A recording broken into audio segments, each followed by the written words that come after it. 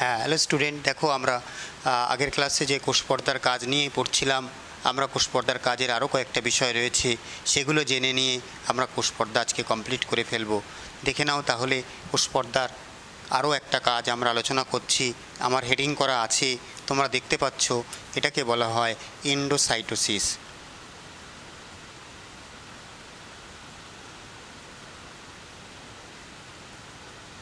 Endocytosis দু ধরনের হয়।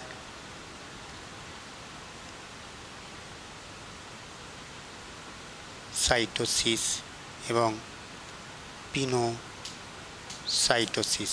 তাহলে খেয়াল রেখো, ফ্যাগোসাইটোসিস হয় এবং পিনোসাইটোসিস হয়। ফ্যাগোসাইটোসিসের মাধ্যমে কোষ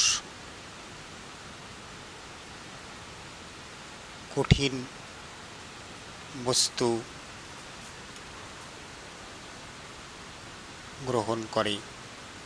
এটা খেয়াল রেখো, পিনোসাইটোসিসের মাধ্যমে কোষ তরল বস্তু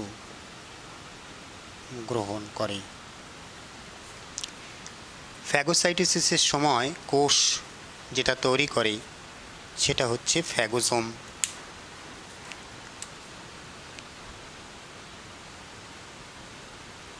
ফ্যাগোজোম গঠন করে। কোষ পর্দা ফ্যাগোজোম সৃষ্টি করে।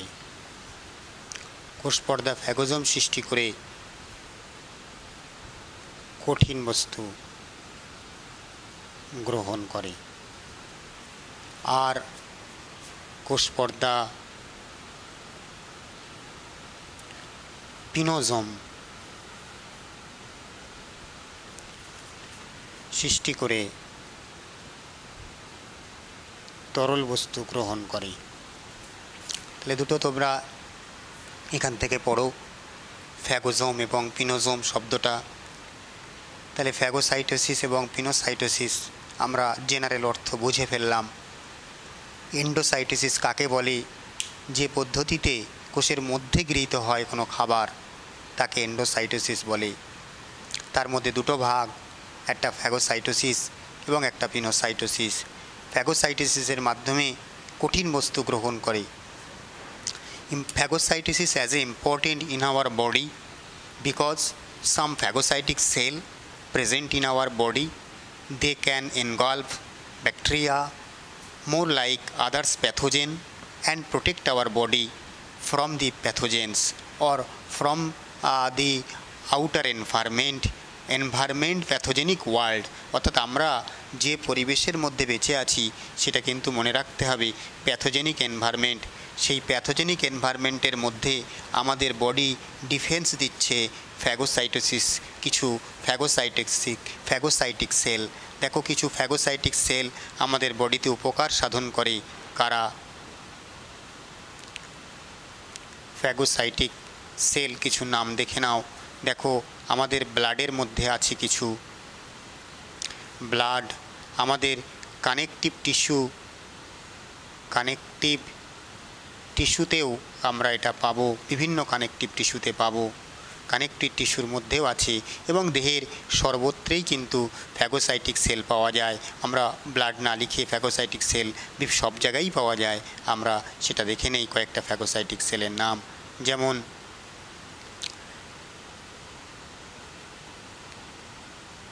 কুফার সেল, এটা আমাদের লিভারে পাওয়া যায়।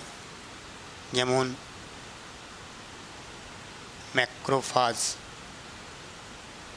ম্যাক্রোফাজ সেল আমাদের যকৃৎকলায় পাওয়া যায়।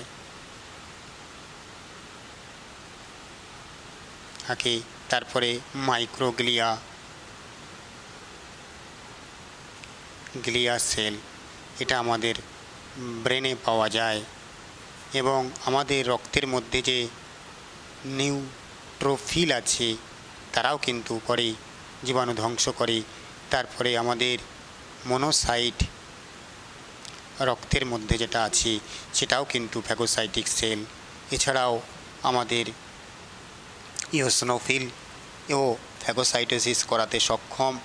তাহলে এরকমভাবে আমরা কিন্তু করতে পারি বিভিন্ন রকমের ফ্যাগোসাইটিক সেল। এগুলো কুফার সেল, ফ্যাগোসাইটিক সেল, তারা প্যাথোজেনকে ধ্বংস করে। ম্যাক্রোফাজ যোগকলায় পাওয়া যায়, মাইক্রোগ্লিয়া ব্রেন সেলে ব্রেনের মধ্যে পাওয়া যায়, নিউট্রোফিল তো আমাদের রক্তের মধ্যে রয়েছে, তারা ফ্যাগোসাইটোসিস করছে। তাহলে ফ্যাগোসাইটোসিসের মাধ্যমে কি হয়, এই সব কোষগুলি ফ্যাগোসাইটোসিস করে প্যাথোজেনকে ধ্বংস করে। খেয়াল রেখো, প্যাথোজেনগুলোকে মেরে দেয়। তাহলে আমরা এন্ডোসাইটোসিস পড়লাম এবং এন্ডোসাইটোসিসের মধ্যে দুটো ভাগ, সেটাও কিন্তু আমরা পড়ে ফেললাম। নেক্সট দেখো, আমরা যদি আরও কাজ করি, আরও কয়েকটা কাজ করি, তাহলে দেখো সেটা হচ্ছে কোষের আকার,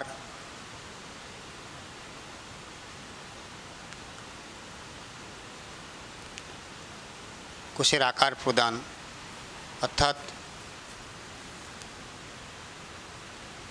কোষের সুনির্দিষ্ট আকার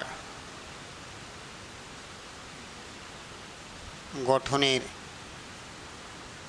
জন্য কোষপর্দা সাহায্য করে। খেয়াল রেখো, সুনির্দিষ্ট আকার গঠনের জন্য কোষপর্দা সাহায্য করে। কোষপর্দার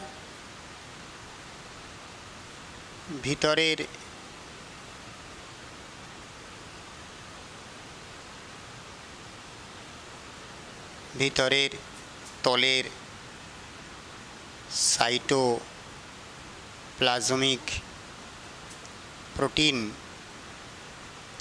ফাইবার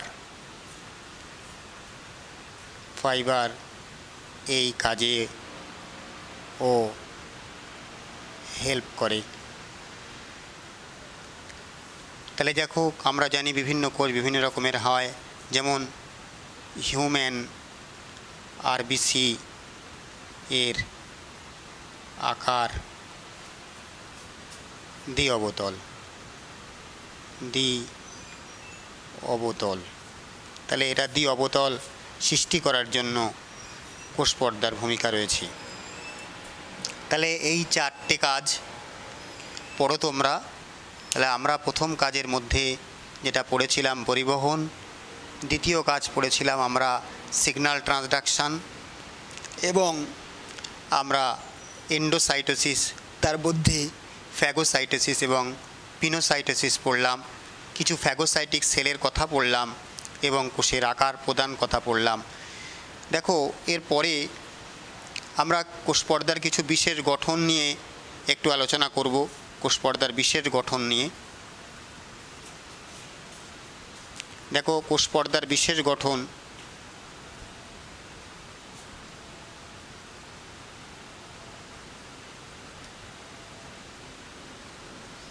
দেখো, কোষপর্দার যে বিশেষ গঠন, এর মধ্যে আমরা বলতে পারি সেল কোট।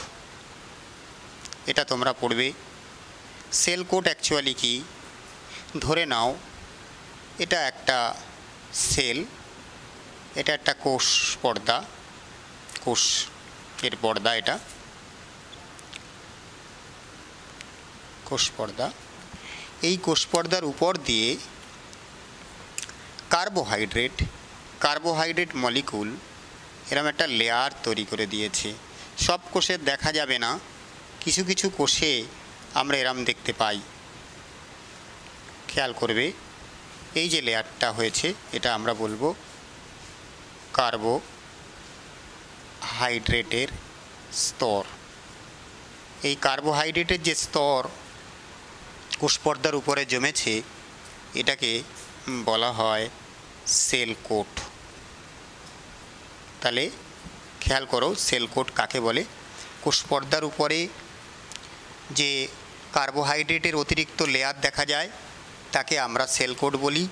এই সেল কোটকে গ্লাইকোক্যালিক্সও বলা হয়।